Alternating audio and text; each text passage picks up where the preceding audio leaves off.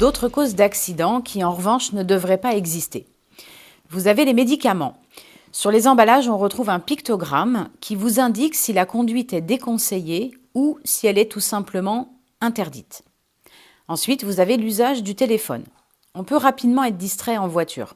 Emmené par sa musique préférée, c'est d'ailleurs pour ça que le volume de la musique ne doit pas être trop fort.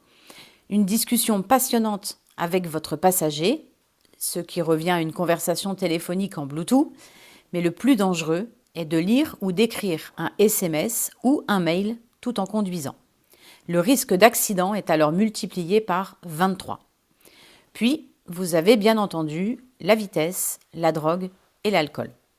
Si les médicaments ou le téléphone ne sont pas des causes d'accident systématiquement recherchées, en revanche, c'est le cas pour l'alcool et la drogue, et là, c'est la catastrophe financière, car vous êtes certain de ne pas être indemnisé. En cas de décès ou de blessure grave, la solidarité nationale, la sécurité sociale et la caisse d'allocation familiale ne couvrira pas tous les frais d'une décision égoïste de se mettre en danger et de ne pas respecter la loi. Si vous faites d'autres victimes, alors vous serez poursuivi en justice, enfin si vous êtes vivant. Car si vous cumulez la vitesse en plus, le risque de décès augmente.